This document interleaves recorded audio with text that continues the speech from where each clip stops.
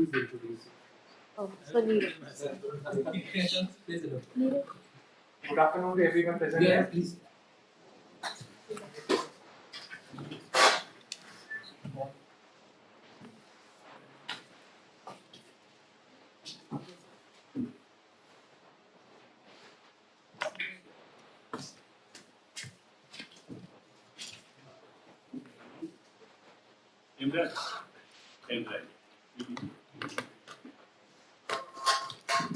Good afternoon to everyone present here. Welcome back to the second session of day 3 of the capacity building program. It's my pleasure to introduce you all to Professor Anand Pawar, Registrar and officiating Vice Chancellor of Rajiv Gandhi National University of Law, Punjab, who has graced us with his presence for this session. We are honored to have you, sir. Sir has an academic experience of 18 years in undergraduate teaching and 15 years in postgraduate teaching. Beyond the academic journey, Sir also has a vast administrative experience of more than 10 years, thus effectively balancing the roles of an administrator and an academician. Beyond this, Sir has also successfully organized more than 20 seminars, workshops, etc. It is also noteworthy to mention here that Sir has also supplemented his studies through a series of certificate courses from esteemed international universities. In 2006, he completed a law teaching and research certificate course at Cardiff Law School, UK. In 2016, he further enriched his skill set by undertaking a certificate in advanced mediation course at Pepperdine University, Strauss Institution of Dispute Resolution, School of Law, Malibu, California, USA. Additionally, Professor Pawar also acquired a certificate in teaching methodology in 2016 from Nova Southeastern University, Fort Lauderdale, Florida, USA.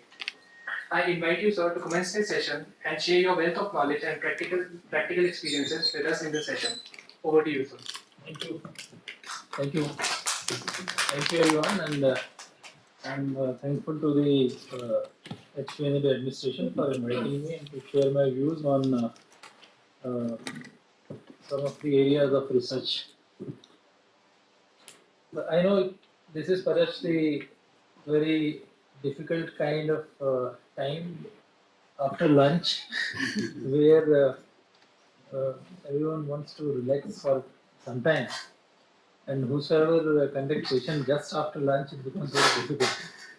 But I have decided not to keep it very heavy. It will be very light session. Majority of the things or most of the contents you must be knowing it.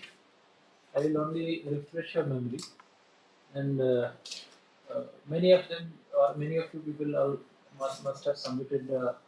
My topic which was assigned to me is the research proposals and funding agencies, which is very important for all of us who are there in the academics. So, how research proposals can be drafted? What are the contents which are required to be considered? Why the funding agency provides funds for, and what is their expectations? And in case, because initially everybody find it difficult to prepare the research proposals.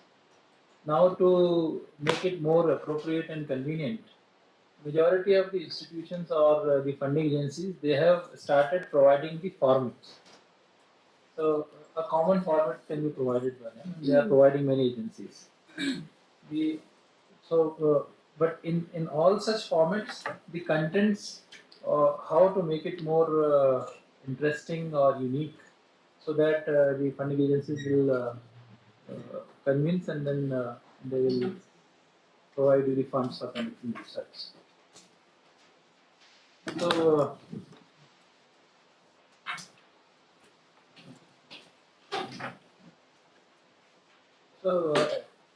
we when this research methodology was, or the research was considered to be one of the very essential part of curriculum also. Now at postgraduate level, the kind of academic research which were the opportunities that are provided to the students at PG level or the doctorate level is also one of the area where the expectations are such that the individual must know that how to conduct the research and how the research can contribute for the betterment of various areas. So we know that the research and development plays a very important role. And government, if you look the data in last one decade, government is increasing the funds for research and development projects, including the new education policy. There also they have not only limited it to a particular stream, but the government is appreciating the multidisciplinary researches and encouraging that the faculties must come to resolve different kind of problems. When it comes to the humanities or social sciences, since majority of the problems which we identify is relating to directly related to the society and individuals, therefore it becomes more important and relevant to have or to adopt a multidisciplinary approach where you can adopt multiple different kind of tools to achieve your goals and suggest something which would be workable. Still, I was reading some articles where so much of critiques with regard to the kind of research which we are doing, where assembling of contents or just formulating different kind of contents, then assembling it and reproducing it without creating an impact which is fruitful for resolving certain problems. So, if we are really looking for conducting the research, one of the object must be that how we can resolve the problem for which we are conducting the research. So, instead of relying on the same kind of pattern or same kind of outputs, if we can contribute something original, which would be workable, right? These are the things which every proposal requires to be mentioned, and the funding agencies also they look for at how this proposal is different from the other and how far it is achievable. It's not only writing so many things or providing various kind of contents in that, but whether it would be achievable or not, that is also a very important aspect. So I will start with the research proposals where in both the sides, one is the research proposal as well as the funding agencies. Majority of the contents are informative, where it's not new.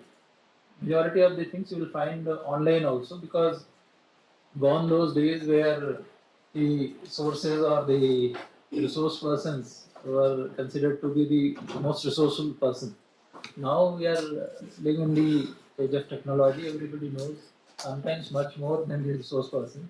So you all are aware about the contents which I am going to discuss. The only thing is that just to refresh your memories, if you will start working on that, it may work for you also. And if we target that after this FDP, we all decide to submit at least one or two projects, be it as a minor or major, then it would be the real outcome of this FDP. So one thing which you can decide that after this complete FDP, we should try to submit at least one or two projects to any agency, be it a national agency or international agency. And if these kind of content would be helpful to you, then this session will also be considered a successful. So normally, when we talk about the research proposals, since there are many agencies, government agencies are also there, private agencies are also there, international agencies are also there. So sometimes they ask for submitting the research proposal. So for example, the National Human Rights Commission or Ministry of Law and Justice, they send the letters to various universities that they are willing to provide you some kind of funds. And then in these areas, the institutions and the individuals are invited to submit the research proposals. This is a solicited one. Otherwise, sometimes where they are targeting the specific agencies. Right. Say for example, if some of the universities they have a center of international trade, a center of ADR or human rights, constitutional law. These days, the institutions are specializing in establishing the centers to conduct the research in specific areas. So, if some institutions are now becoming renowned in their institutions or in their universities, sometimes the government departments directly approach that you submit us the proposals and you conduct the study in this area so that instead of inviting the proposals, since we have already gone through your achievements and you have contributed a lot, So you submit a proposal and you take this responsibility to conduct the research. These are the solicited. Otherwise, open also there are multiple kind of invitations which comes, or sometimes the various websites they provide the information that any individuals or institutions they can submit their proposals, and then based on their scrutiny, because every institution they have different kind of mechanism by which they shortlist the research proposals for providing the grants or for achieving a specific or conducting the training programs of that, and then they submit it. So mainly we divide it based on the nature, solicited or unsolicited. But in both the cases, the requirement is in solicited one, whatever you will submit, since it's a kind of offer where you are already selected, you only need to convince them that what should be your approach and how you are going to conduct that research, or how you are going to achieve the object for which the assignment has been given. In majority of the research proposals, the basic requirement of a researcher remains same, which means he or she must be very fluent about or understanding the research methodology. Especially when it comes to the funded research proposals or funded research, they look for that the person must know the empirical research. So empirical research, because hardly in specific areas where the data analysis or quantitative data analysis, or where the data is already available, you need to just scrutinize, analyze, and submit the report. Otherwise, when we talk about the multidisciplinary approaches or the funding agencies, majority of the funding agencies they look for collection of data, its analysis, or the kind of samples which will suggest, or what is the universe which they decide where the study is supposed to be conducted. So the necessity for a researcher is that he should be very aware about each and every dimensions of the empirical research, including that what should be the, I'll just refresh your memory with regard to the empirical research, where you decide your universe. Universe be maybe a state, maybe five district, maybe the whole India, and then out of that universe you need to select some samples based on the requirement of the study, and whatever sample you suggest or you select, it should be representative one. So in a state which is divided into various districts, yeah, and districts are some of the districts where the education level is very high, where the literacy is low, the income level is different from the border areas. So this best sample selection is that sample of the sample which you select must be representative of the total population. And then when you select the sample, then what are the tools which would be helpful to collect the information or the data, be it as a any form, the questionnaire or interview or schedule or whatever manner in which you.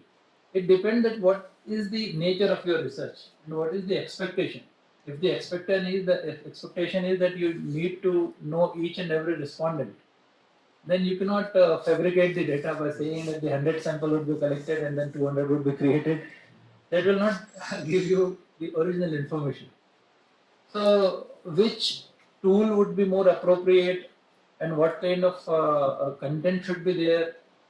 Many a time it happens that you start conducting your research, and after some time you realize that the data which you are looking for is missing in your questionnaire, or certain informations are not, you are not able to get the information basis on the basis of the questionnaire which you have prepared.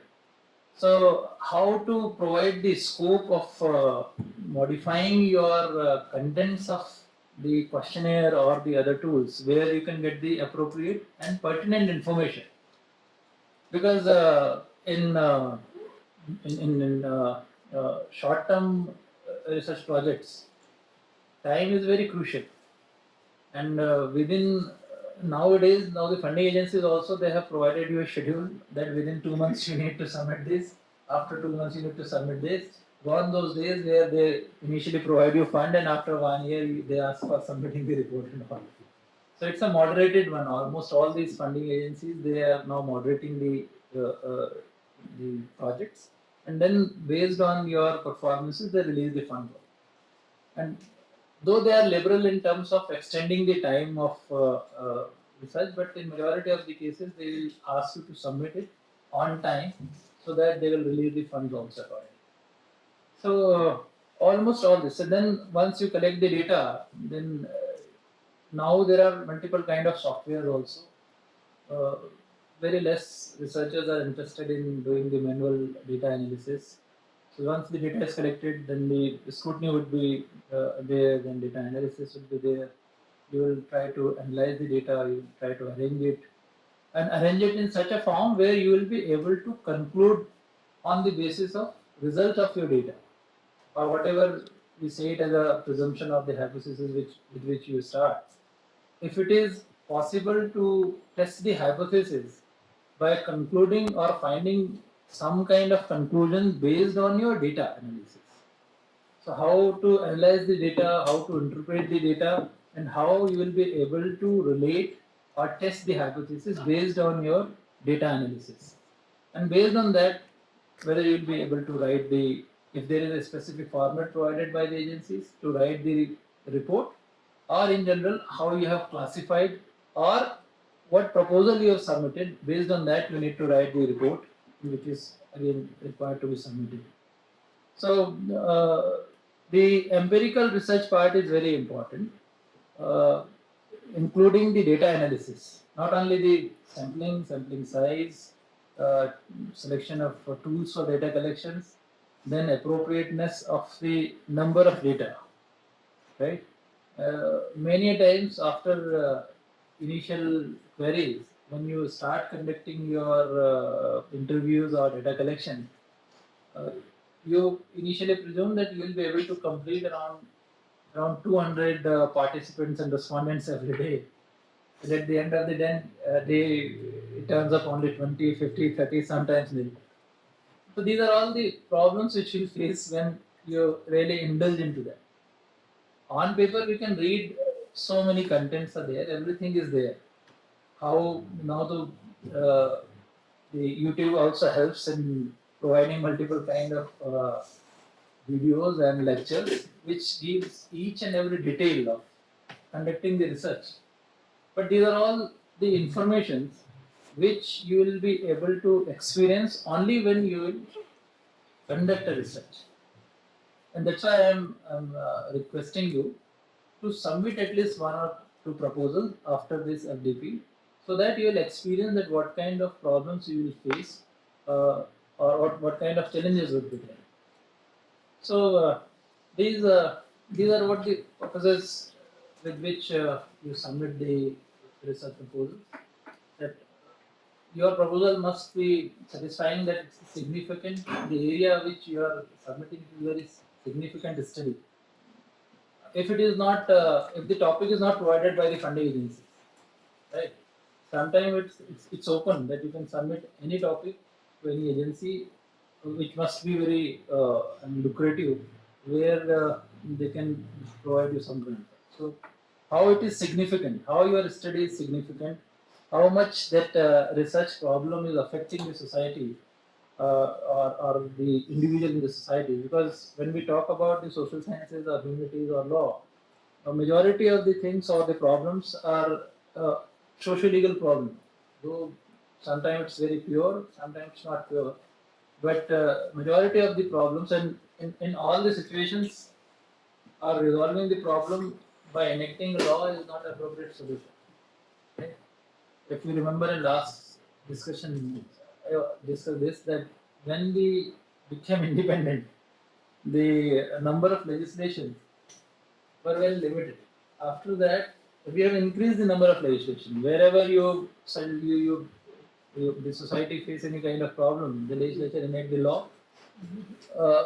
But implementation of law becomes a bigger problem.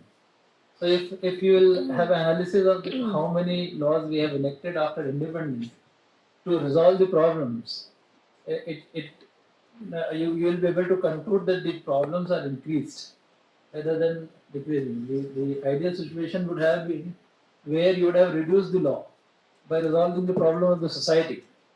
But it is adverse. you are realizing the problems and enacting new legislation because of which new problems are coming up. So there, each and every aspect is related. But in social science and humanity, we try to resolve the problems by conducting the research so that a situation be created where all those problems can be resolved. And the research can only help in such areas because if the policymakers, if they have to create or make the policy, or the legislature, if they have to make the law, or by any means, if somebody has to do, there must be some justification, and all such justifications can be provided through a specific kind of research. And that's why the research is very important. So, in general, these are the contents of the research proposals. But how it is relevance? The project is interesting, original, and important. These are the things you need to mention when it comes to the relevancy. And the on what is the context, if it is specified by the funding agencies, and if it is not specified in both the situations, you need to really explain it, or in what context you are writing for. What should be your approach in terms of methodology? Which methodology you are going to adopt? What method you are going to select? What would be the tools of data collections? What is the procedure? And in majority of this approach, you should somewhere need to mention the empirical part. Then feasibility is very important aspects. Sometimes you include so many things in that, but it becomes very difficult. So in case if you have only 1 lakh rupees as a fund, and you have to conduct the research in 5 districts within 3 months, how you will divide that money so that you will be able to complete the project on time? So that feasibility, ideally, sometimes when you submit the proposal, you make so many things which becomes impossible to achieve in that. So just to take that proposal or to take the grant, if you will write anything, say for example, you say that the research assistant will work at rupees 2,000 per month, right? Which is impossible. Right? So and so the committee also realizes that. So it should be very feasible, and each and every aspect must be moderated one. It should not be just to I mean take that research grant. You write all the things very liberally, and then it becomes very difficult because whatever you have written there, right? Whatever you have submitted, and if it is approved, they're not going to change it later. It becomes your responsibility, and if you fail to complete it, then they will blacklist you. Next time, you will not take the grant, or sometimes the institution also will declare or blacklisted, and they will not provide you grant for that.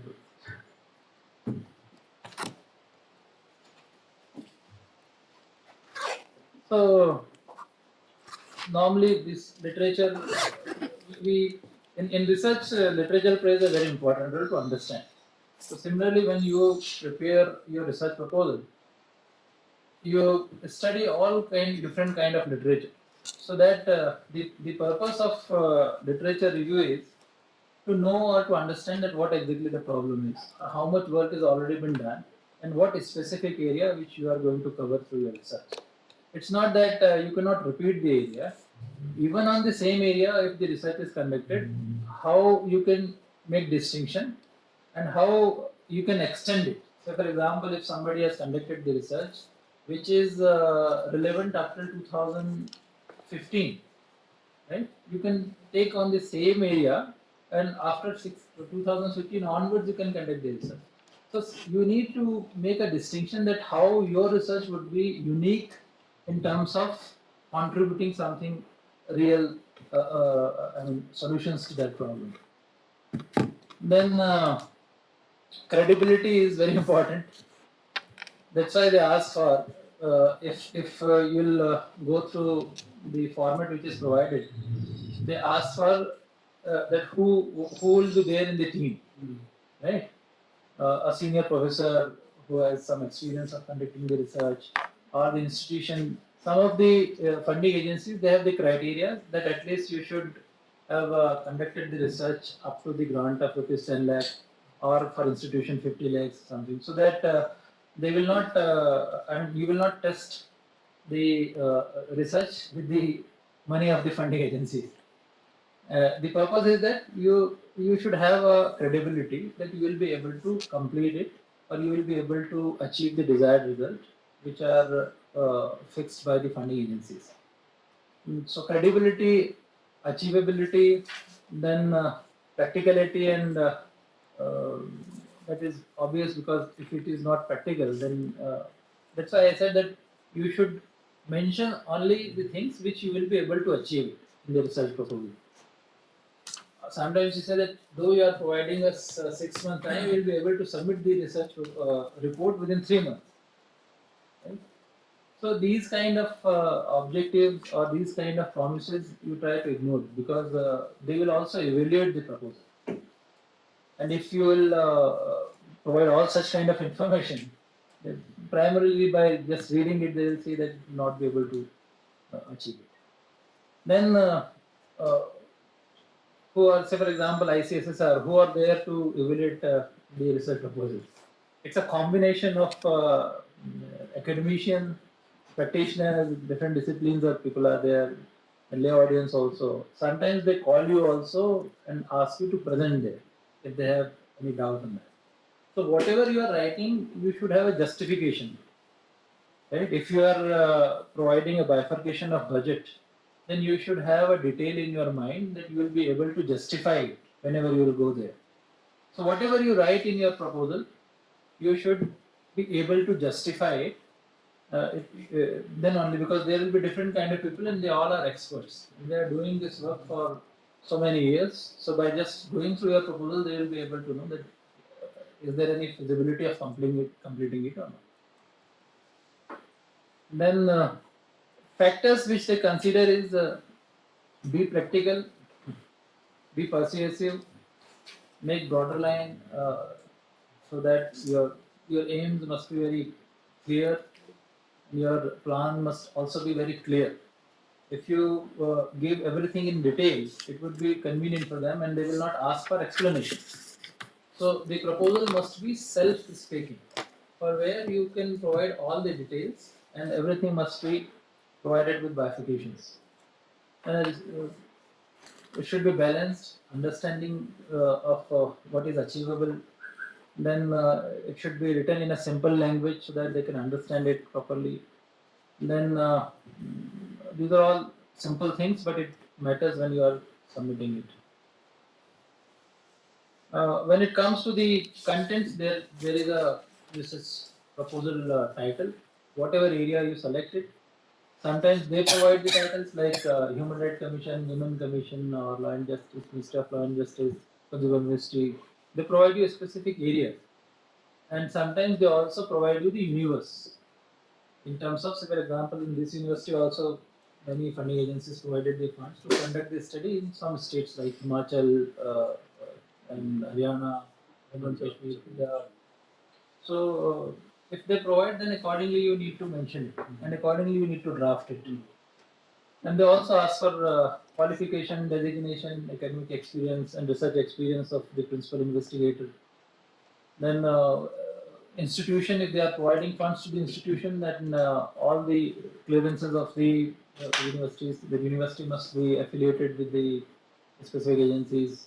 You should have the UGC 12B, 2F certificates, and also all those things you need to. Now they are NAC and NIRF are also, some of the agencies, they have created a mandatory requirement that if your institution is accredited, then only they will provide you the fund, otherwise they will not provide it. So before submitting it, why I am mentioning it, before submitting any proposal, you should inquire in your own institution so that all these compliances are there. Otherwise, you will submit it and the later point of time, if you will realize that certain recognitions are not there, or the institution recognized, but only up to a specific period of time. So, for example, Bar Council of India, they have started giving annual affiliation, or sometimes for some institutions 3 years, 5 years. So they say that no, affiliation is important, and your affiliation is under process. That may create a problem. So all these requirements you must be very clear and inquire from the institution that all compliances should be there, so that then only you apply. Then in introduction part, you normally give a background, including the historical aspects, that what kind of problems and challenges are there. So introductory part deals with the basic information about your research proposal, the research problem, mentioning the historical background and the challenges which you are going to cover. Then review of literature, as I said, that review of literature where you will be able to know that how much work has already been done and what you are supposed to do in that research proposal. Aims and objectives, depending on what purposes for which you are submitting the proposal. Then research design and method. This is very important because that will decide the achievability and affordability of your research proposal. So how if you design your research considering each and every aspects of the research, right? Then you may face a less problem. Otherwise, if your design is not perfect, then at any point of time, uh, you may find a difficulty in collecting. Say, for example, if you have decided the sample size of only 3 districts, whereas the requirement of that project is more than 5 districts or majority of that, then later point of time it will be very difficult to design. So whatever research design you prepare, your design must be very appropriate, considering each and every aspect of research, right? So considering up till the report writing, from universe to sample to tools, size of the respondents, the problems which you may face, the content of the tools of data collections, analysis, then whosoever would be your, how many people are required to collect all such information, everything you must detail it, prepare a detailed research design, and including the research methods also, so that you will not find difficulty at that point of time. An ethical consideration depends on the researcher, that how will you indulge into such practices, including the fabrication of data or not. So if you conduct the original research, uh, majority of the researchers, they have a fear in their mind that their results might not fall in the general opinion, and that fear sometimes create a problem, because of which you indulge into such kind of practices which are not ethical. So if you have targeted 100 respondents, but you have received by your all hard work not more than 20, right? But there is a requirement, and the time is also very limited. So if either you can try your level best, you can increase your efforts, you can take help of other researchers, you can appoint some additional researchers, but there are limitations in it. So one aspect is that you should do it originally by considering all ethical means. Otherwise, second is that you can sit, you can prepare the fake data also, but that would not be sustained, because in case if in some of the cases these kind of things were observed by the funding agencies, they are blacklisted also. So better is that you prepare your research design in such a manner where you will avoid all these ill practices, and you will indulge into genuine practices. Then all appendix and citations are required to be mentioned in your research proposal. Then I have enclosed a format of proposal which is provided by ICSSR. Right? ICSSR provide funds for different kind of researchers, including social science research, legal and all. So they have a format, and which is common in majority of the research proposals. There you need to mention your title. Initially, you need to just provide a research proposals about introduction of 1,000 words. Then a detailed research proposals around 5,000 words for major project and 3,000 words for minor project. They are divided into two categories, where time and money is the factor on which they decide the minor and major project. So initially you need to write a title for the project, then the same introduction, the statement of problem, aims and objectives of the study. I am not discussing in detail because I am presuming, because you have already had different kind of sessions on various research methodologies. So these all I am presuming you are aware about. So you need to just detail the introductory part of the problem, how to write the research problem, then aims and objectives which are achievable. Whatever the aims and objectives you are writing, it must be achievable. Then conceptual framework, giving the background and clarity about the research proposals, research questions and hypotheses.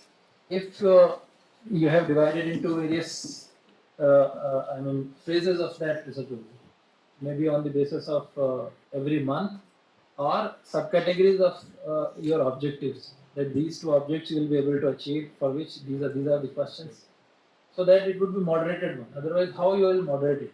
Whether your questions are properly responded or not. It's a kind of your assessment also. So how you will evaluate your own functioning and your working with regard to that project. For that, you can create the hypothesis and research questions, which you can evaluate also. Review of literature and summary is mentioned, required to be mentioned there. Scope and methodology, whether you will follow the empirical research or doctrinal research or it's a combination, all are required to be mentioned there. Time frame and estimated budget. The estimated budget, okay. So now they have, earlier they used to give a lump sum amount without bifurcation, that they will provide you 5 lakh rupees. Now you have to decide it. Now they have classified it, that how much amount can be utilized for travel cost, for accommodations, for assistance, for medical works, for stationaries. So they have provided it now. And in majority of the funding agencies which they provide the formats, they have provided such kind of classifications. Whatever classifications are provided by the agencies, you need to follow it. Otherwise, one of the criteria to reject is that your proposal is not in non-compliance of the format. So, like in this, they have provided the bifurcation like research staff, full-time, part-time, or hired services, not exceeding 45% of the total budget. So, 1 lakh rupees is there, you cannot expend more than 45,000 rupees. Field work, travel, logistic, boarding, lodging, 30%. Then equipment, computer, printer, 15%. Then the contingency not exceeding 5%. Then publication of report 5%. You can multiply as per to whatever amount it is there, total 100%. Yeah. So calculating each and everything by having some kind of scope to, you have only this 5% of contingency amount. So if 1 lakh rupees is grant, you can only manipulate 5,000 rupees, otherwise every head is fixed. So whenever you are preparing, you need to measure it. So how many people are required, how many vehicles are required, what are the rates of the universities by which you will get the reimbursement is also very important. I'll give you the example that we have a system of internal grant also. So if our faculty members, they submit some proposals, we have around 10 lakh rupees every year for internal grant. So we give it. And the faculty members, they have also appointed some of the LLM students and undergraduate students, and they were working as an internship for that project. And they visited many institutions also. And they visited by auto. And auto people normally they don't give the receipts and all. So they have filled a TA form. The faculty have filled a TA form where they have calculated the total travel costs and kilometers by charging 12 rupees per kilometer, whereas the government rail route says 6 rupees per kilometer. Now they calculated because whatever amount their expenditures are made, they have divided it and they have drafted it and submitted it also. Now it becomes a part of record. Later on, if they will change it by, they have to increase the number of kilometers or multiple times. So better is you consult the account people there, and whatever dates which are required to be mentioned there, it should be a proper document. So all these small, details you need to notice so that you will not find any difficulties, because budget is very important. And once you will submit the utilization, then only they will issue a second installment or not. Otherwise, they will not submit. So these detailings are very important. And eligibility, they based on the kind of project they decide the eligibility of institution as well as the individual also. They have provided the address also where you can submit it by mail or by post. So similarly, this is only one of the example. There are many funding agencies. Either they provide their own format, or in case if there is no format provided, then whatever contents or the common contents which we have discussed, you need to prepare a research proposal and submit it accordingly. Procedure award is that they will refer it to the committee. The committee may or may not invite you for discussion, or sometimes if your documents are appropriate, sometimes they call it for additional documents. Otherwise, based on your documents submitted, they will approve it and they will issue a letter for render. These are all report items.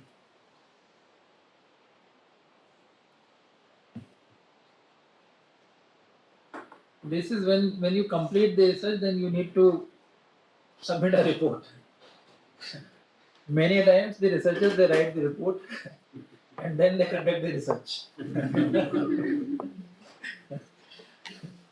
Better is you write it something can plan. You prepare your outline because writing a report and winding up the research proposal is also a very difficult task. So it is advisable that when you prepare your research design, you create a kind of format of your research report and prepare different kind of folders. Whatever material you collect, just put it there so that you start doing some or the other things in terms of submitting the research report or writing something every day. Because at the end, if you will start writing, it will become very difficult. This is the same where we submit our assignments, academic assignments, or the students submit their assignment. So they can submit it within 2 days, or they can work for months and then at the end also they can write. Nowadays, 50 minutes. 50 minutes. There are tools also. ChatGPT is also helping. Now, the funding agencies are also there. These are the proposal part. Now, funding agencies are also there. We have, if you will search in the Google the funding agencies, they will provide you the list of funding agencies. International funding agencies, national funding agencies, government funding agencies, non-governmental funding agencies. All are there.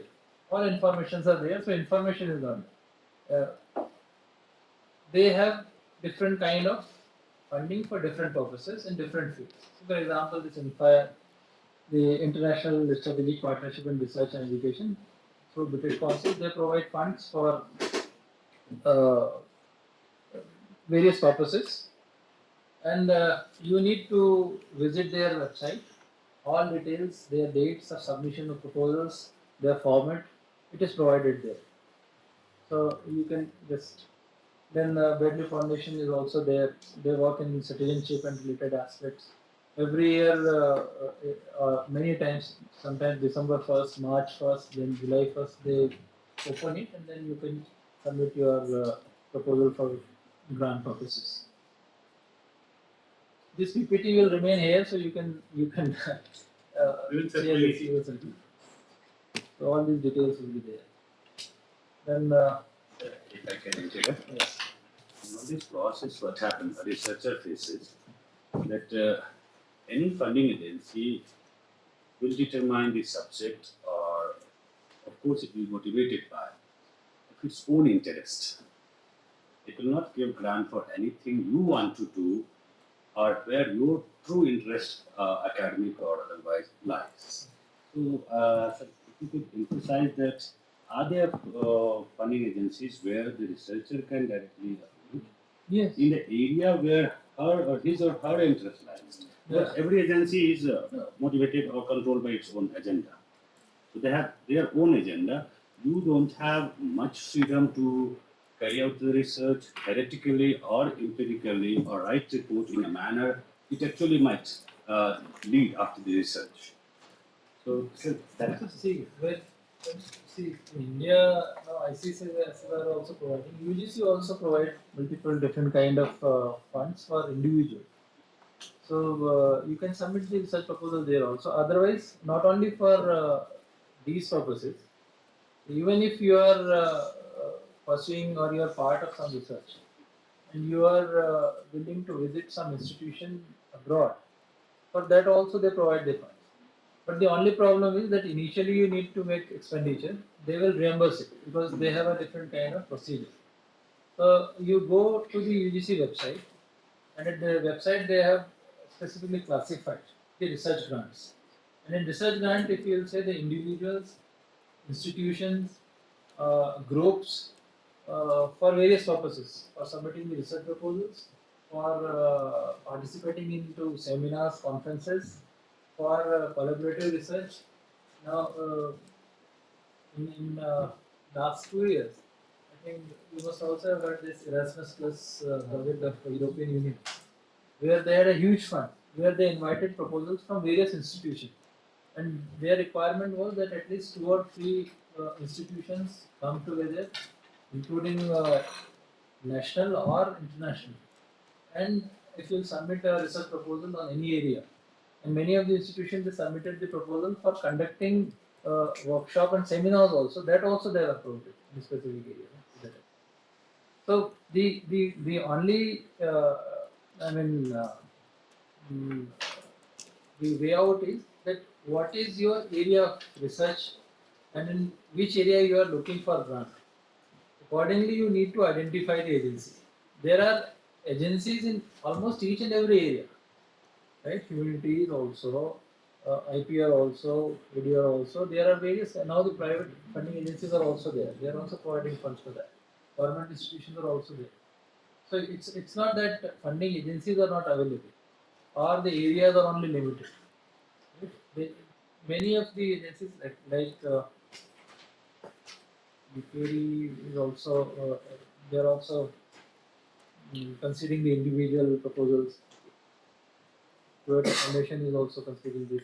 This is very frank donation. The grant is 15,000 to 30,000 where individuals can submit. These are the areas community that promotes the causes, manifestations, control of violence, aggression, dominance. In all the areas you can submit the proposals. So relation of social change, socialization of children, intergroup conflict, interstate welfare, crime, relationship, industry, all these matters in which if you are following any area of your interest, you can prepare a proposal. They have provided the structure and guidelines. You can submit it. August 1st is the deadline. Annually, you can submit it. So all these, this is there are only few examples. The Commonwealth Foundation, they are also in governance and democracy, sustainable development, culture and diversity. These are the areas in which they are. Toyota Foundation, where towards the human happiness, which includes various aspects. Earlier, this UK India Education and Research Initiative, where now they are giving much grant to the Indian, so the government reason. So they are providing funds to individual as well as institutions also. Yes, yes.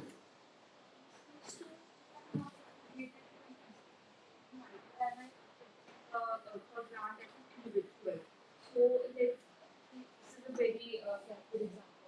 Let's say I want to build up a research organization, but I also understand that initially I have to establish my credibility also to avail such grants.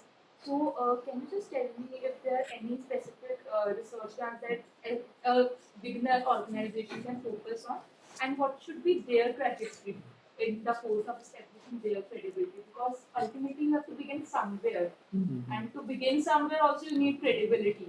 So how should one go about? No, see, there are agencies, private agencies also, where you can even if you are not affiliated with any institution, or you are not even enrolled as a student in some of the institution, individual research also, but you must have some qualifications. Say, for example, if you have completed your PhD in certain areas, now you are not studying anywhere, you are not teaching also, you are ideally sitting or looking for a job.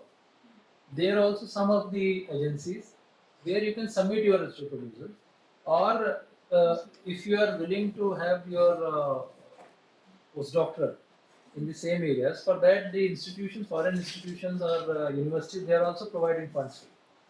The only thing is that you need to submit a research proposals. There is the research grant, something researchgrant.com करके there is a site where all the institutions, their openings, their list. If you register there, monthly they will provide you the list. So for example, these are the institutions. They are inviting proposals or the postdoctoral research available in these institutions. Everything is available there. You just need to explore your area and submit the proposal in their format, because there is no uniform format provided by institution. Every institution, somewhere you just need to submit very small information along with the letter of recommendation of some your professor or anything. Just two documents, and they will, if it is the area where they are looking for, they will have an interview with you, and then they can provide you. Otherwise, also yes, Which is the site that you said, research grant? researchgrant.com, or I'll share that link with the,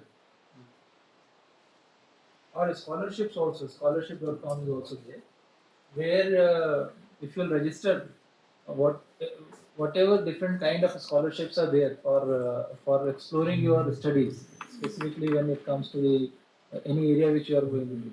So they will provide you every month or 15 days. They will provide you the list that these are the institutions where they are looking for, or they are providing the grants in these areas. You can just explore it. You can register it, and then individually they will contact with you. Can we also collaborate with NGOs? You can. There are It depends. It depends that what is the requirement. Every institution has a different kind of requirement. But if you are interested in conducting the research, the funds are not the problem. Funds are available there. The only problem is that you need to say, for example, in Erasmus, many of the institutions, they were not willing to submit the proposal. Why so? Because the proposal is very lengthy. It is almost 20 to 25 pages, where so many detailed information are required. So many documents are required to be created by the account branches or the faculties. So many a times, since these detailings are required, that's why many of the individuals, they are not interested.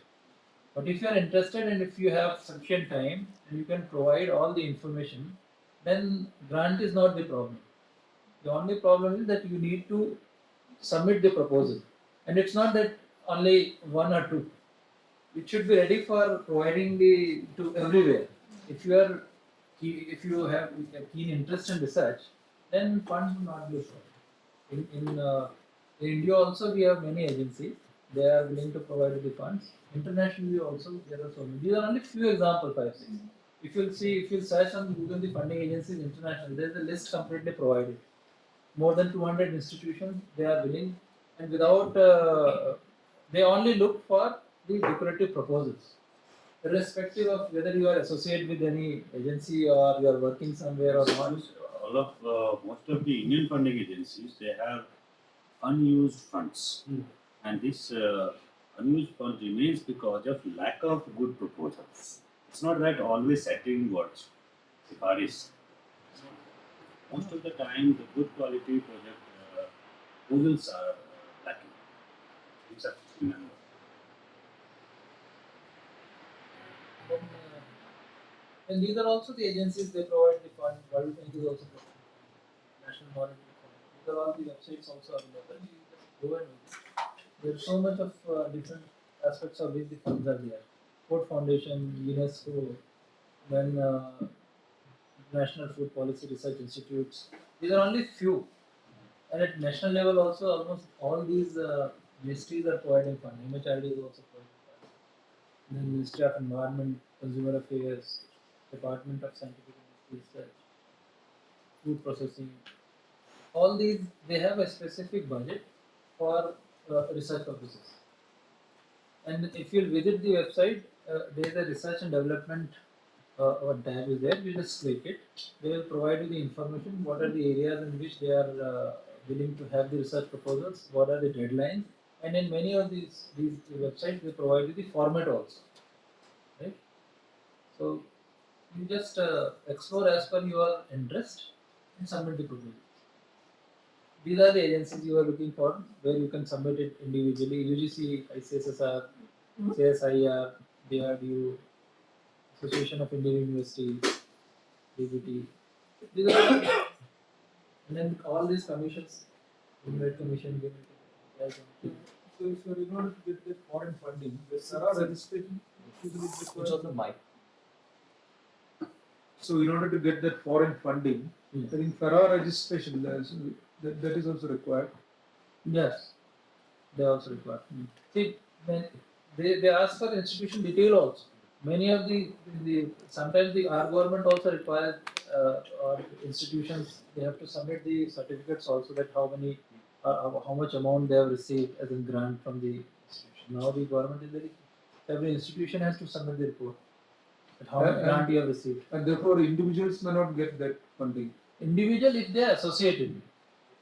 Or in some of the cases where they directly fund to the individuals or they provide the funds to invite the individual there to conduct the research. See, some of the institution in Canada, they invite the individuals, they provide the grants, you can stay there, you can conduct your research, which is beneficial, you need to submit the report and some kind of agreement which takes place where you need to fulfill all the requirements. And then it depends on what are the requirements of that funding agency. So that is also there. But in majority of the cases where the funding agency is involved, it is routed through the institution. Then other national bodies are also there where you can submit the research. These are the only. This is the information which I was going to share on research proposal and funding agencies. The details should be there. You can explore it. Then if you submit, it would be the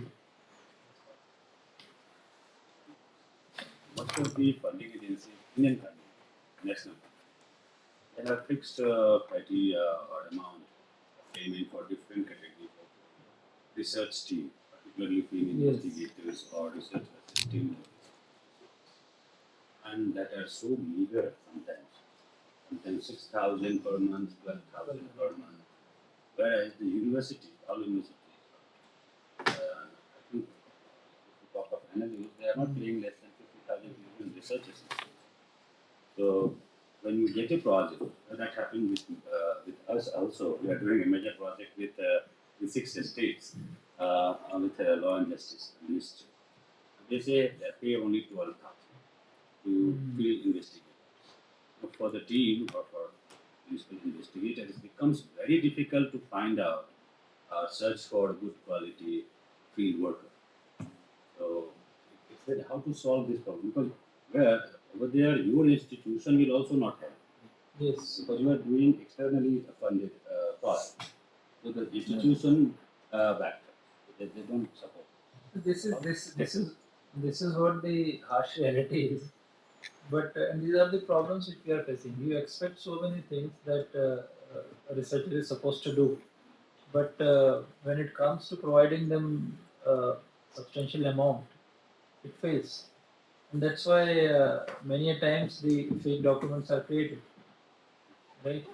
So the only way out is that find out the funding agencies which provides you a handsome amount, right? Where I mean, individual those who work, they are paid handsomely.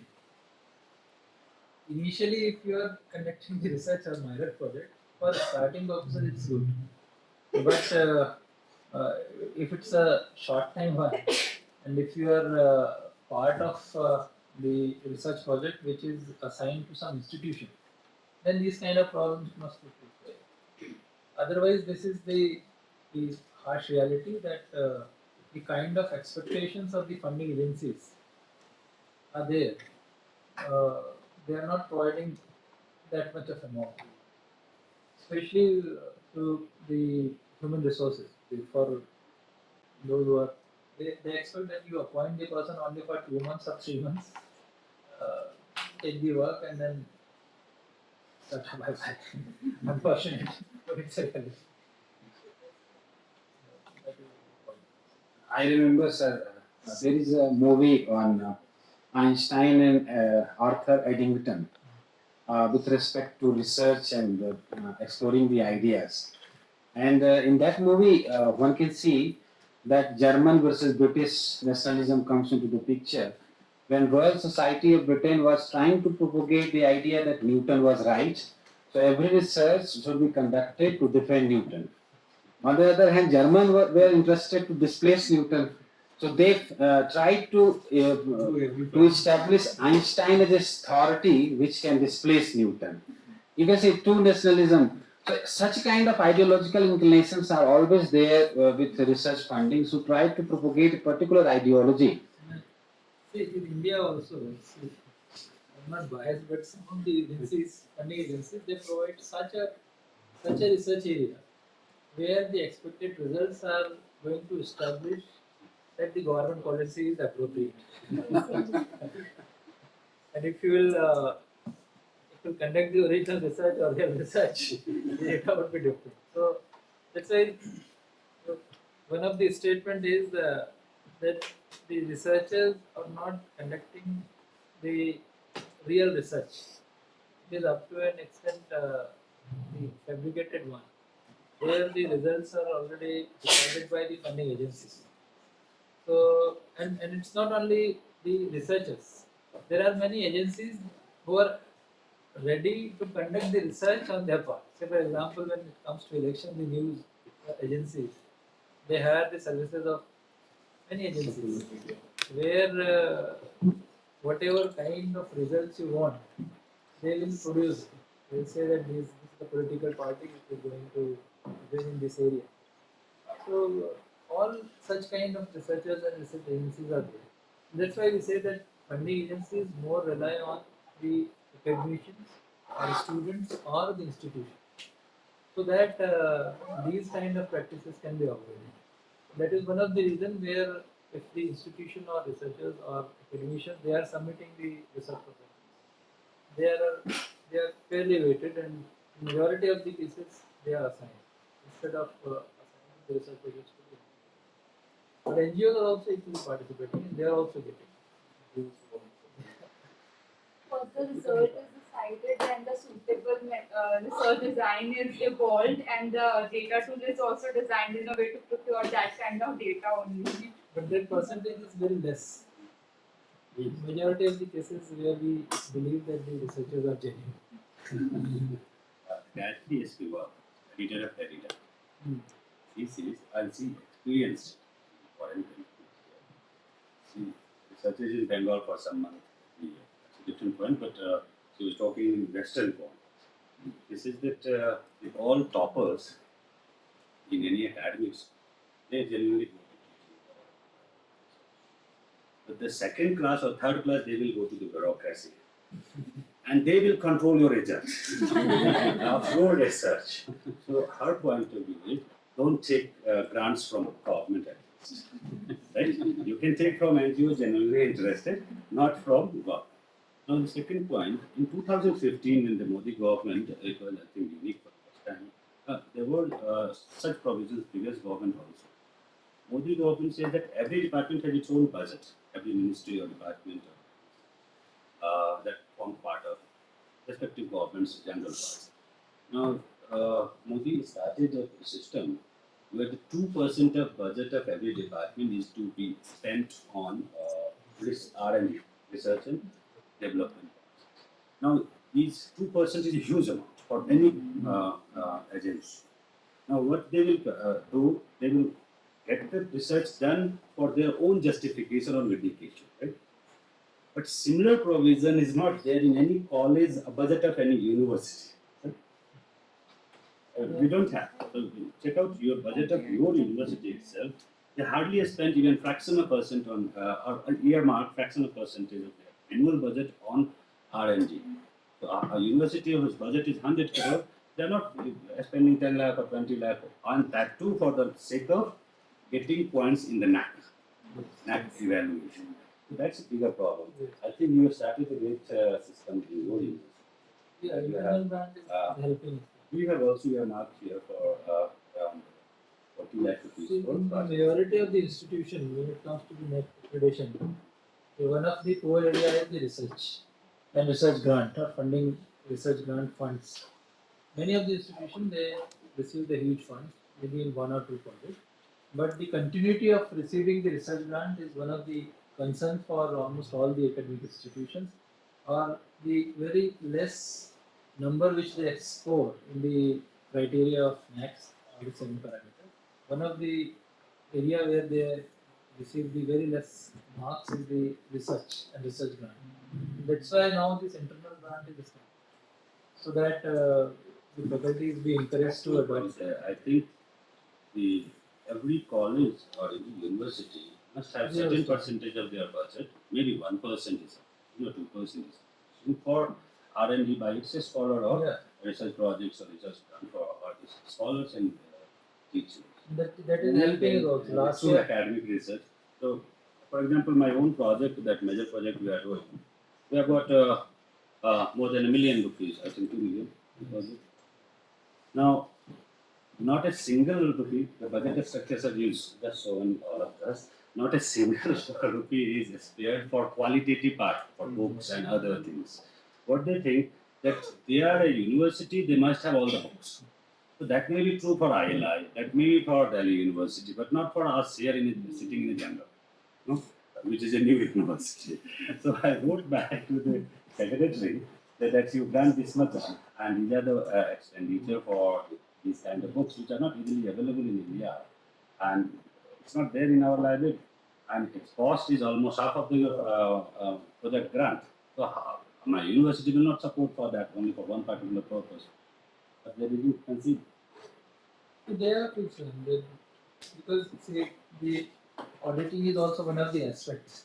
And every institution, say for example, when we started this internal grant, we also faced the challenge of clearance from the audit department because initially when these faculty members started, only 2 proposals were received.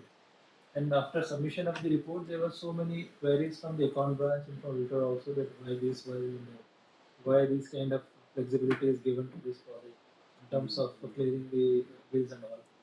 So then we took this matter to the finance committee. Then we resolved that these are the areas in which we need to relax these parameters. And then only now the faculty members are feeling a bit relaxed. This year we have received more than 10 proposals. So somewhere we need to relax these matters. Now they have started submitting the proposals to outside agencies. It has started. So that is it.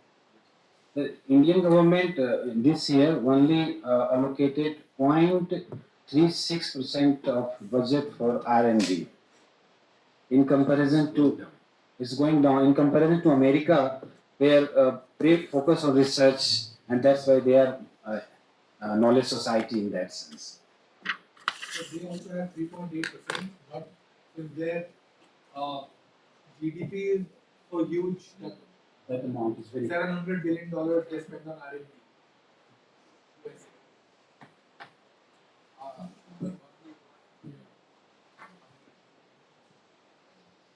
But in India now the private institutions they are also coming up. They are also receiving the grants. They are doing well. In Erasmus Plus project, 3 of the private institutions invoices they were selected. The grants were provided. Was provided. Some other universities also they were provided huge grants. So which means the educational institutions are not now looking for foreign. They are some. The only problem is that the details, the projects are in such a detail where you need to depute at least 2-3 person purely for that purpose, for documentation and submission of those.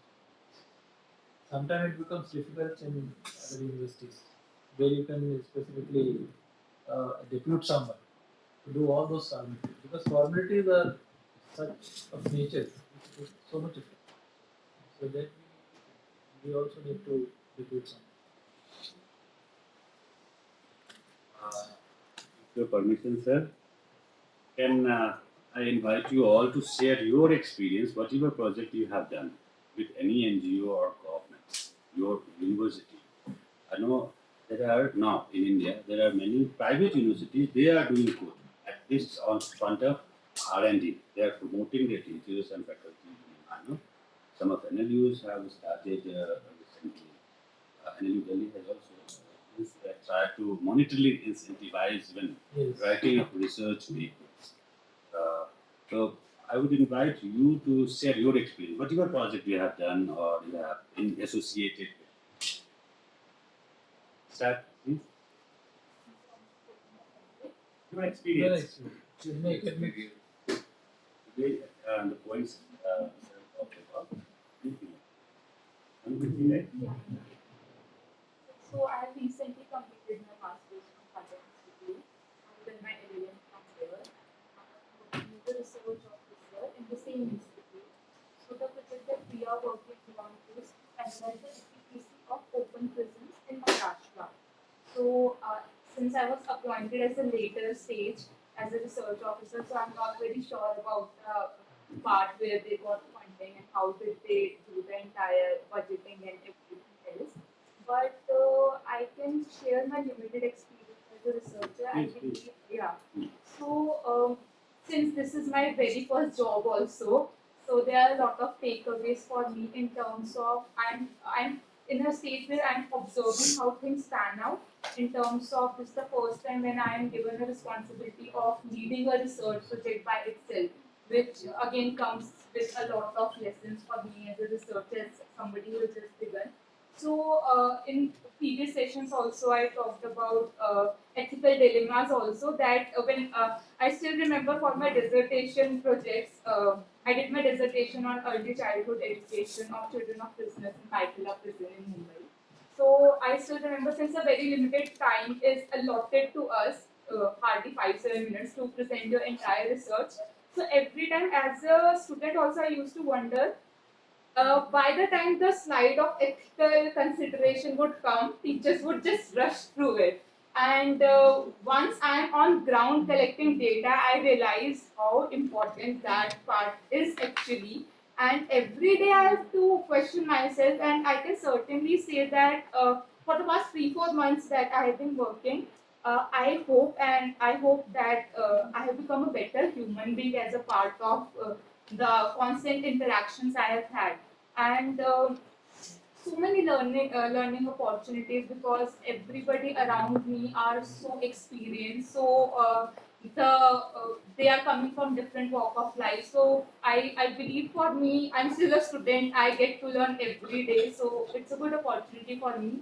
But at the same time, I also want to know this is something that whenever somebody is coming to speak regarding their experience also. So recently I've been having this conversation with somebody.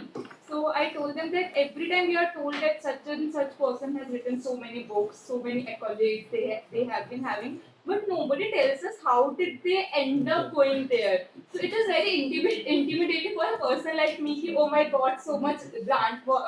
This person has so much grants, so many published books, but I think it would be better if somebody actually tells the struggling part also and how they tiptoed around the way to success. So I don't know if I think whatever I'm sharing, it's not very coherent, but something that was on my mind. You need not be coherent all the time. Yeah. Coherency is required in personal relations. Huh? Okay, anyone else? Good. Yes, sir. So during COVID time period, it was a pro bono project with ILI and the Madhavan Menon Institute of Training. Milat. And I was the co-investigator, and the name of the project was Police India Series System. Please repeat. Police Indian System Series. Yes. So all over India, I think. yeah, state of Uttarakhand, Dr. Rakesh Chopra and I represented state of Uttarakhand. During that time period, what we found actually was that although we were not able to go to the field and having the interviews, then also we managed to interview some of the DGPs, SSPs and all that. But it's going to be 23 years that Uttarakhand is a different state, but still we are following the same laws of UP. The manuals, the prisons manuals, the police system, everything is same, and the report has been submitted. It is under the process of publication. It was a good experience. When that project was given to me as a co-investigator, I was actually not inclined, because it was something like during COVID, how we be managing it. But somehow, with the help of our research scholars and the LLM students, and under the guidance of Dr. Rakesh Chopra, I managed it well, and it really went well. It was a good experience. And the second project again I got, which is still in pipeline, that is the prison system in India. It is with MNLU, Mumbai. Anyone else? Avni? Yes, sir. Okay. Yeah, Your so I've been on the other institution has side, many like, projects, that's why I pointed yeah. you out. So I've been on the other side, like I've worked with the government for 8 years and I've been the one who's been granting money for projects and all, and I've been scrutinizing. So I would like to share one instance where we gave money for legal awareness program, and instead of conducting the legal awareness program, somebody actually conducted the marriage. So at the entrance, then put up a legal awareness poster, and inside everything, you could make out, like with the tent and all that, even on the stage. There was a big poster, and on that, of course, the chairs were, of course, marriage wala chairs. So it was like, I mean, we could not even give them the money, and then they kept on like prolonging and lingering, and they actually filed a case against the ministry, that we're not releasing the funds. And it was only, I think, 2 lakh rupees for the organizing a legal awareness program. So like sir mentioned about ethical considerations, I think, that's very important for us also, and when we even grant the money. So, yeah. Yes, please. Thank you. I'm from Open Arshia, University. right? Yes, Arshia. So my exposure to empirical research for now has been very limited. However, I'm associated with Center for the Study of United Nations at Open University, and the center is headed by Professor Dr. Prof, who has been associated or who has been an officer at United Nations, and now he works at JGU. So his idea was to propose reforms to UN Charter, especially the composition of UNGA, in order to propose more participation by the South Asian countries, or rather say Asian world. So though I didn't do any empirical research, but I was helping him in finalizing the report. So it was really an enriching experience for me, because I came across a lot of nuances, or rather say intricacies of United Nations, which we are not very well aware of when we look at it as an organization from the outset. So that was a very enriching experience. Second, I got a grant, not a grant, but sponsorship from Max Planck Institute of International Comparative Law in Heidelberg, Germany. I was there last month presenting my paper, and they are actually looking at protest movements in international law, very centric to Asian countries, or rather South Asian region. So they are looking at the protest movements, because for the since 2018 there has been a lot of chaos in the entire world. So they were looking at protest movements in international law, and there my paper was I presented on women-led protests in India, and for which I received good funding from them, and now I'll be continuing with the project. Thank you. This is just an observation. Please. This is just an observation. So I'm not going to talk about the research, but about the researcher. So, sir, what happened? I had an experience as a field investigator. I was working. I'm still working with sir. Sir, what happened that the general public, or even the government officials like judges and all, so they consider us less as a researcher but more as government agent. That's very important. So, sir, I had an experience with the district court judge. So, when he got to know that I'm doing research on pro bono thing, so he simply refused on the ground that no, I'm not going to give you any information because you have a project with government. So, sir, why we don't see? We are talking about the importance of research and all, but I think we should give equal importance to the researchers also. So an environment must be inculcated among the general masses that the researchers, they are for your benefit and all. Otherwise, it's very difficult for you to collect data from the general masses, and obviously the government officials, they are very cunning, so they are never going to give. No, it's not only with the government officials. This is a very fundamental first problem every researcher faces. It's not you can't see it as as a problem of biasness, that they are biased against field investigator or the researcher or the team or the ministry. It's all about how do you enter the universe. Universe is a pond. Pani शांत है.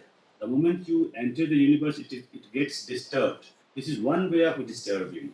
So it's your problem. How do you enter the universe without disturbing it, right? So you have to take your problem, your research to those respondents in a manner that they are able to identify themselves with you.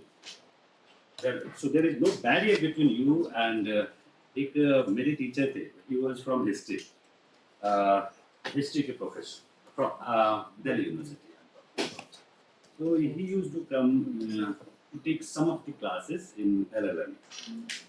So this is on a lighter vein, but he will be pure. What is will say that I smoke very. And you would ask, how will you research amongst the laborers, migrant laborers, thousands of laborers they are sitting here, you are going to observe them or live with them. Will they tell you the truth, what they are experiencing, what do they feel? It's not about smoking video or cigarette.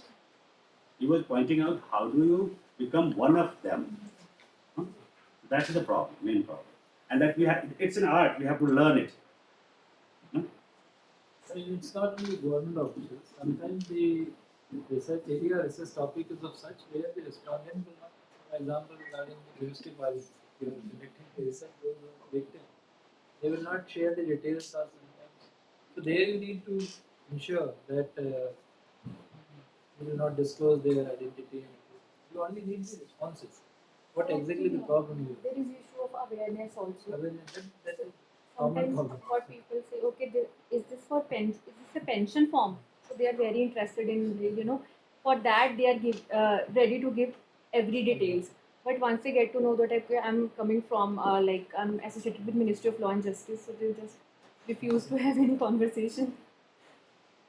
Okay, anyone else? What's your name? Priyamada. Yeah.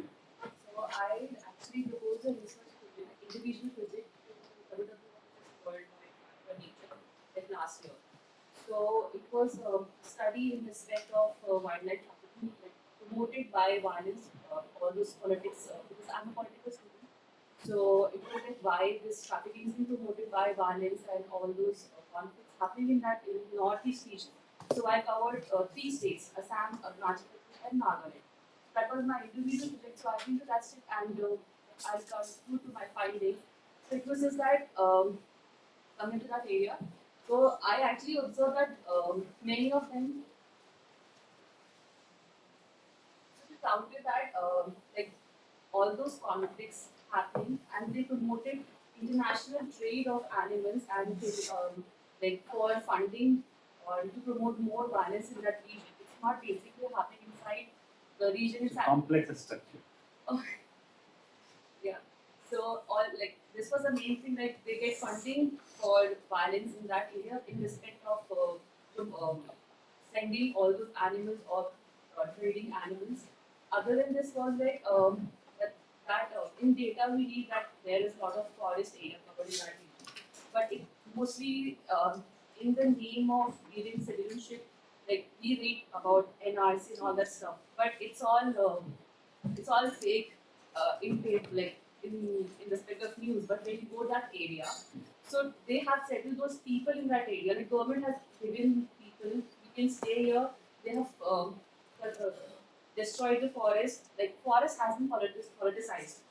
So that to avoid conflict, they are attracting more labor in the form of like Bangladesh people or So that was another observation. Third was it was the regional conflict. Because most of the domestic conflict, like which government is failing to curb out. So, like government has certain rules and regulations that in respect of forest, environment, and animals.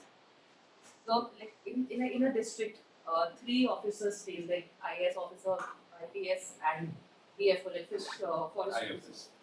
They know what's happening in area. They know that these people for like the residents of that district killing animals, birds, just for promoting violence, but they can't handle it. Like it's totally failing for them to curb out.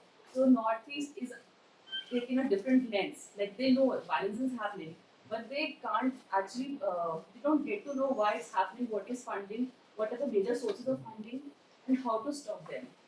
So it's not just like a tribal culture or tribe form or religion thing. It's more than that part. Like wildlife is also involved in that area. So that is also another.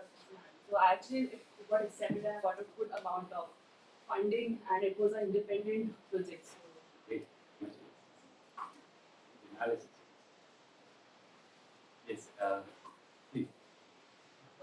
I had got an opportunity, something different than what is being discussed here.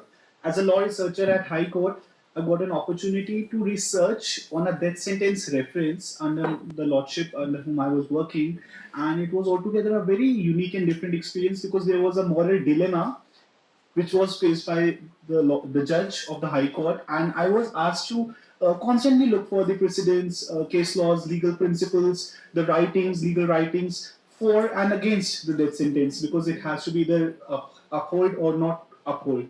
So it was quite an interesting experience, and I found it very interesting because even the lordship who was hearing the matter, and the hearing went on for several days, was constantly thinking to go against it or for it. And one in the middle of the hearing also, when I was asked to research for it, even I asked the lordship that whether do I need to find for or against, and the lordship was like that you have to find for the both aspects till the last day of hearing. So it was interesting. And the second experience, as Renuka ma'am had shared, that I got an opportunity to work for the pro bono lawyering and access to justice in India, the project being carried out by the CCPL, Center for Comparative Public Law. Even I got an opportunity to go to a field investigation with Dr. Ayush, and over there I found this moral dilemma on the part of office bearers, not talking much about the findings because the project is going on, but there was a moral dilemma with the office bearers, both at the bar, at the bench, to merely answer to the questions. There was a hesitation to state anything. Rather, the people who were not holding any position were more comfortable speaking about it, were more comfortable learning about the project. But I think in India there is this culture of not talking a lot by the people holding a position. So this is what I observed. Thank you.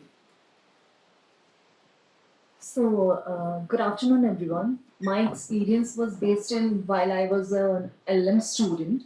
So, it was a project that was headed by Professor Jeetman Singh from National University, Delhi, and it's a government project, empirical research on infrastructure constraint and access to justice. So, basically, it was carried out in 23 states, and one of the state being Odisha. Me and another one of my colleagues were chosen to do the research, like the collect the data from three of the categorization. That is one being the lawyers, another being the judges, and the third being the court staffs. There are three different questionnaires.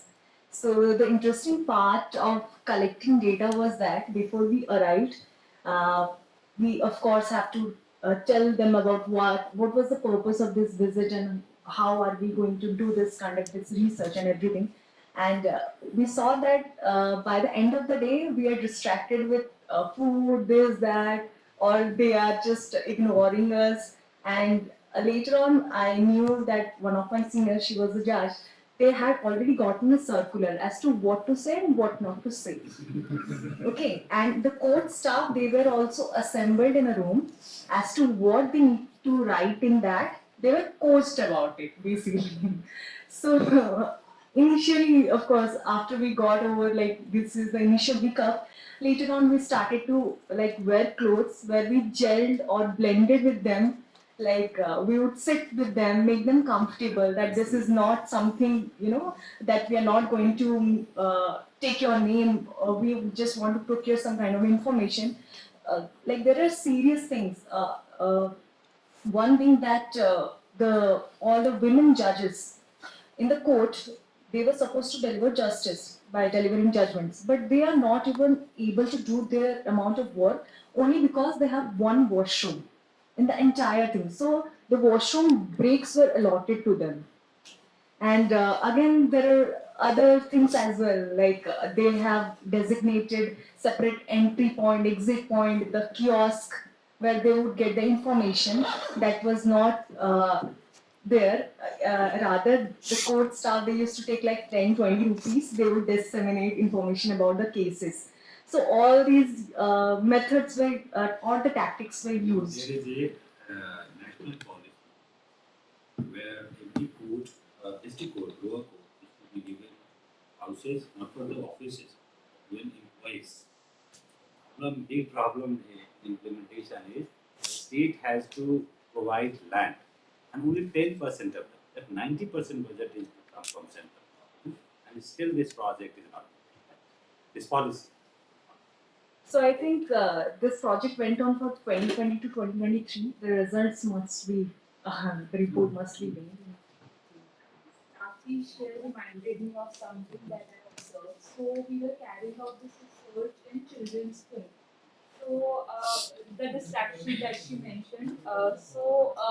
The very first thing that usually happens is that there is a superintendent who comes to receive you, and the ripple effect of that is the child who might have experienced certain kind of torture from behind the walls. What the child is witnessing कि हम लोग office में जा रहे हैं, we are being served tea, probably a bouquet of flower also, and such things. And it is interesting to know how it implements the eventual data collection also, because the child is viewing you in a very different angle.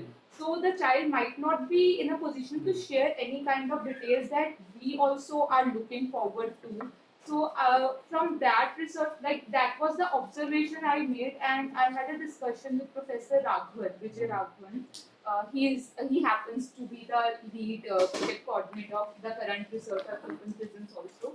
And it was interesting the kind of observations he also made regarding it, that the kind of demeanor that we also carry out as a researcher has a lot of influence on the kind of data that is being received, and it is ultimately on the basis of data that findings would be made out. So it is very important and yet challenging to demarcate all these things without offending the person who is in charge ultimately. So again, something interesting that I thought I should share. So regarding funding, so I submitted 3 proposals, but not for conducting research, but to conduct seminars. So got from Kerala State Science and Technology, and we conducted an IPR seminar. And again, UGC funding to conduct a cyber law and cyber forensic seminar. And again, Kerala State Higher Education Council, and we got funding for conducting a erudite scholar lecture program. Along with that, we conducted an international seminar also. And this program, we were able to conduct that lecture program in Government Law College, Kozhikode, Ernakulam, and also in Thrissur. And such funding we got. And again, regarding empirical research, so I conducted my research in the area of ADR, special reference to Kerala, and there I conducted an empirical research. And there I prepared questionnaires for lawyers and the mediators, and for parties in mediation, parties in law adalats, and also for general public. And conducted convenient sampling. It was convenient sampling was adopted. It was only possible. And for I got support from Legal Services Authority and also Mediation Center High Court. Visited our mediation centers, etc. But for the questionnaires to judges, the judiciary did not permit, as Madam said. So this was the experience. And I have shared the chapter on my data and methodology in the group. And if it is useful, it may be you can use. Certainly it will be useful for Anyone who has been associated with not field work, critical work, but qualitative project, which is mainly the project which was only qualitative in nature. it. It was qualitative, but again, empirical And research very was good. done. Basically, your project is dependent on your empirical Yeah. study. Qualitative projects are not dependent on data, first-hand data. Anyone? So I was associated in qualitative research work. It was on role of Himachal Pradesh High Court in developing the environmental jurisprudence. The principal investigator was Professor Dr. Sanjay Sindhu, and we analyzed the judgments. And there were very good findings, like Honorable Justice Sanjay Karol has played a very crucial role in developing the environmental jurisprudence in particularly Himachal. And when we talk about the cases like Kinkari Devi, a lot of people in Himachal also have contributed in developing the environmental jurisprudence. But the issue which Sir has also said I face, that I put my heart and soul for 9 months and I received 4500 per month, so that is very meager. Otherwise, the project was very good. So, thank you. Initially, you should not mind your remuneration. Because you are not doing it for remuneration, but experiencing that feeling, that learning. That is more important. I also feel that somehow in legal field there is a lack of awareness that there is a job profile that exists in the name of researcher. A lot many times two kind of responses I receive. One of the responses is that people get fascinated generally that I am doing something different, and the other response is कि तुमने अपनी field क्यों छोड़ दी? So I'm like, no, this is related to the field. So I feel that if that awareness part also comes, so the remuneration and other aspects would also improve, I guess. Sir, I think it's a wonderful experience listening to you on different aspects. I'll again go back to my initial statement that this session will be considered successful only when you prepare your proposal and submit it for any research grant. And if you take it, then you will definitely contribute something. Should be a kind of commitment for it. and thank you.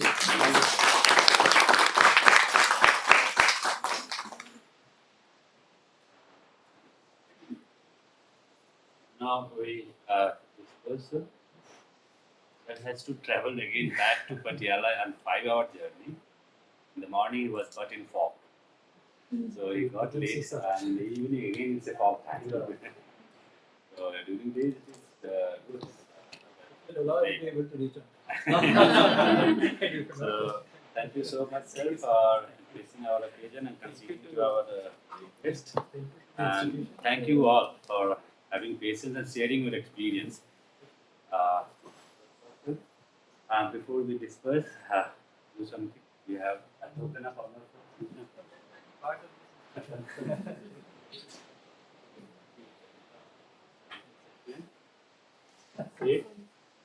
Take target. What is Camera.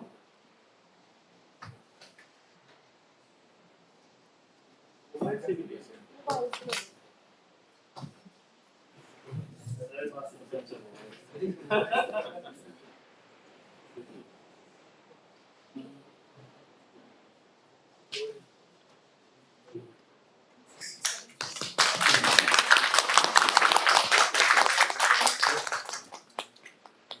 Okay, we have spare time, so kindly try to read the reading material. Many of you, even I, there is no lie. Find it difficult, though we have prepared it out of looking at hundreds of pieces. So try to read it, please. Thank you. Thank you for today. We'll meet tomorrow. Okay, so the participants, you will have to be here for another 5 to 10 minutes. Uh, it's a request. I'm really sorry. I don't want to, but I have to. Vinit is going to circulate the feedback form for the session by Professor Mishra and by Sir as well right now. I request that you leave only after filling that feedback. Okay, because It will take 2 minutes. it will not take more than 2 minutes. So fill that and thereafter you can leave. Okay. During the he's sending it. You can see your WhatsApp for identifying. Also, during the lunchtime, there were few questions of some of the students, and because we are here, so those of you who want to have some more discussion, we can sit and we can utilize this time. Okay, we can have discussions. If you have questions, we can try to deliberate upon them. So we can do that after the feedback is filled. Okay. We can also do it while having tea if that is comfortable. Okay. So if anybody would be willing, we can have that discussion. If not, then obviously, as Dr. Chachal has mentioned, that the session is come to end. Please fill the form. I think it must be circulated on the WhatsApp. Yeah. Yeah, WhatsApp. Please check your WhatsApp. See, that's why I said you have to set for filling the form. It's not about that. We are actually having session also. So I was